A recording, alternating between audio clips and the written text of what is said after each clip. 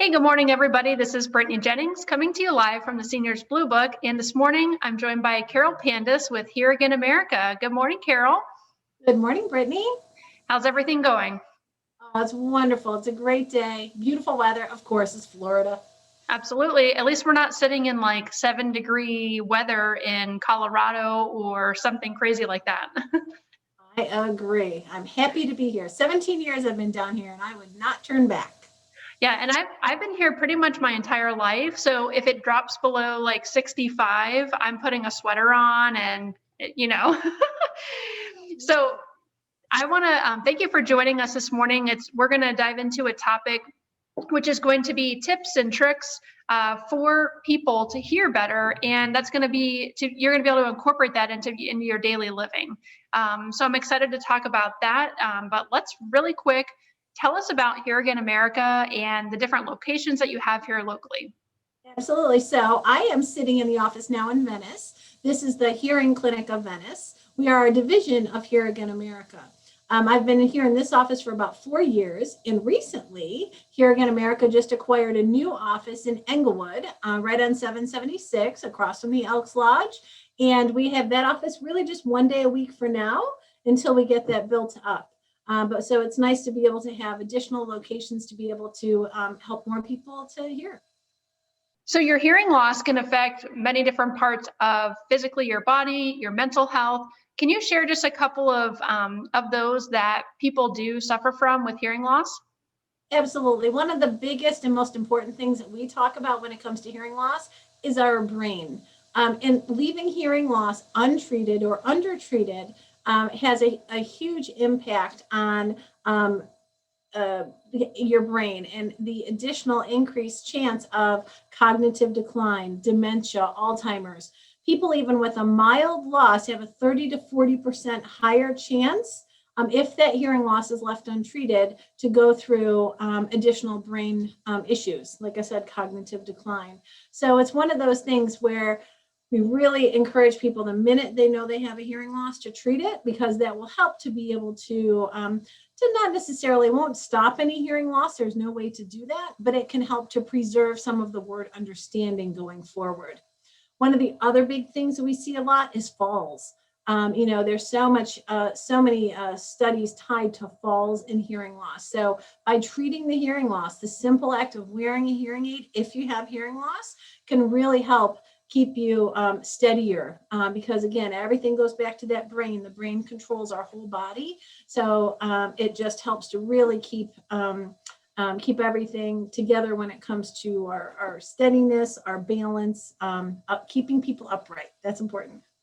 Absolutely. And this has always stuck with me ever since I met you. I remember saying, like, how early on should somebody have their hearing tested? Because when you think about that, I most of the time would think, okay, 50 plus, just for example. But you told me at my age, in your early 30s, you should really go get a hearing test so that you can have a baseline to see what that looks like over the years.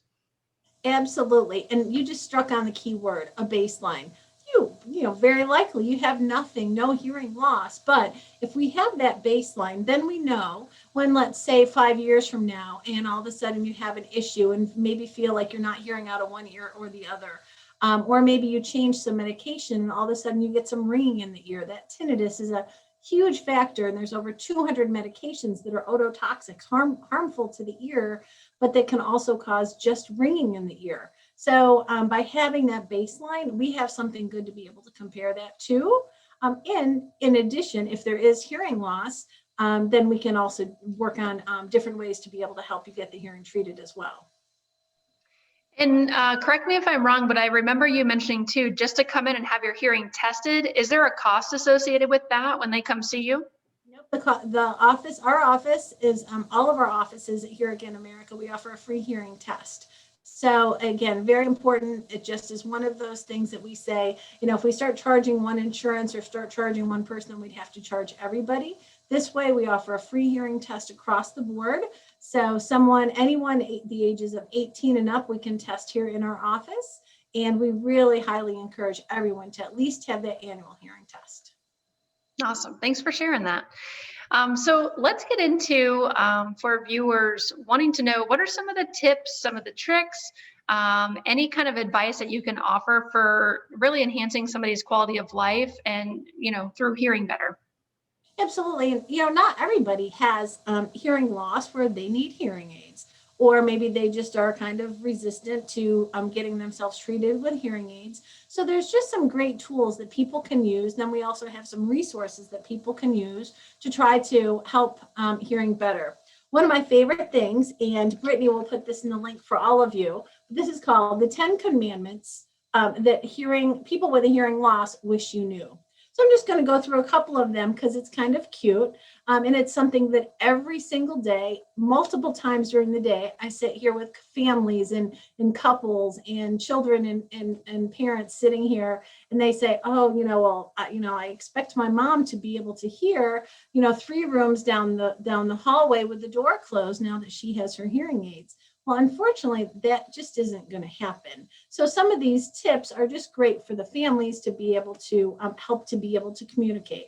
The first one is don't speak to the listener from another room, period. Even people with good hearing, that certainly, couldn't fall into place with them. Don't speak with your back towards the listener. Especially if that listener's back is towards you, just think how the masks have affected us all. I'm sure that's affected you already. And we assume you have normal hearing. We're going to work on that one. But I assume you have normal hearing. Hasn't that affected you, the masks? Absolutely. I think now my vocabulary is more like, huh? What?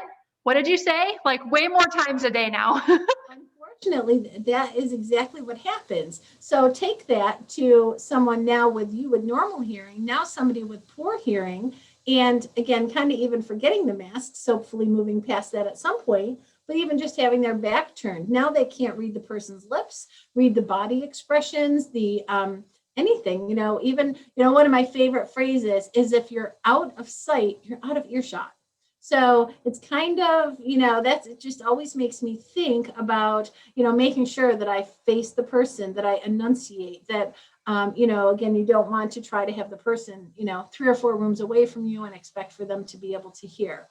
One of my favorite couples said to me, the wife said, well, she's like, I just don't understand because I like to, get into the refrigerator and kind of paw around and, make a decision about dinner.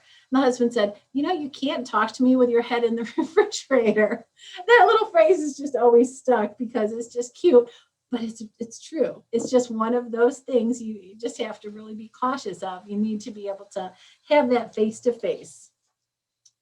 Some of the others were don't speak with background noise. So one of the good tools, whether you're home or in a restaurant, if there's a lot of music or a lot of loud noise, and it's someplace where that can be controlled, even at a restaurant, if it's just what we think of as background music, some nice little music, if that's really loud and too loud for you and your friends or your partners or people that you're with to be able to hear, then it's probably not terrible to ask the owners or managers to turn that music down. Because if you're being affected, I'm pretty sure somebody else probably is too. And at home, certainly that's always the case. If the TV's on and you have, a lot of sound going on, and then, the partner walks into the room and the spouse maybe can't hear, and, you kind of have to say, all right, let's turn the TV down first. And one of my other favorite things is a tap on the shoulder. Get someone's attention first before you start talking to them. Because especially as we age, we already talked about the fact that the brain is so involved with our hearing. Unfortunately, we start to forget things or, kind of get engrossed. And now maybe we used to be multitaskers and now we're a little bit more single focused. And again, a lot of that is because of how our brain works. So get someone's attention first before you start talking to them, whether it's a tap on the shoulder or Brittany, and then go ahead and start that conversation. So it's just little tips, little things like that can make your own household easier, smoother, your friends and family. And I always tell the person with hearing loss, never be afraid to ask someone either to tap them on the shoulder, get their attention, to ask somebody to repeat. But the biggest piece of advice I can say is if someone asks you to repeat something, don't yell. Don't yell at them. Just because you raise your voice doesn't mean they're necessarily going to be able to hear you. So I'm sure you've heard those types of things too in all of your experiences.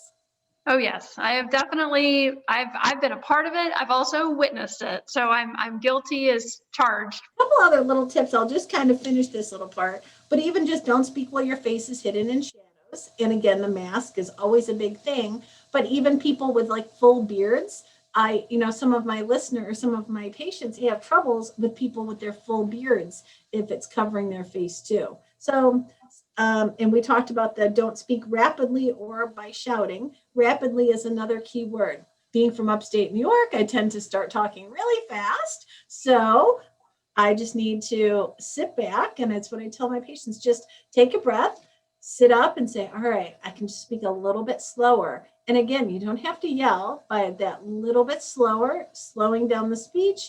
And just, anytime you can, make sure you enunciate a little bit too is always a great tool. But again, that shouting, we want to eliminate that. Then my favorite is the last one, just to be patient, supportive, and loving, especially if you notice that listener is having difficulty. Patience is, if I could say, you pick one word to try to encourage everybody, whether you're the family member and it's your loved one with hearing loss, or you're the person with hearing loss, just try to be patient. That's the biggest piece of advice we can try to give too. So thank you so much for sharing the tips and tricks and the 10 commandments, of course. We will definitely share that, and of course your information. I just highly encourage again for people to reach out to Hear Again America. And Carol, thank you so much for your time. It's always a pleasure. You are a wonderful resource for our community. So thank you for doing what you do. Thank you so much. All right, everybody, thanks so much for watching, and have a wonderful day.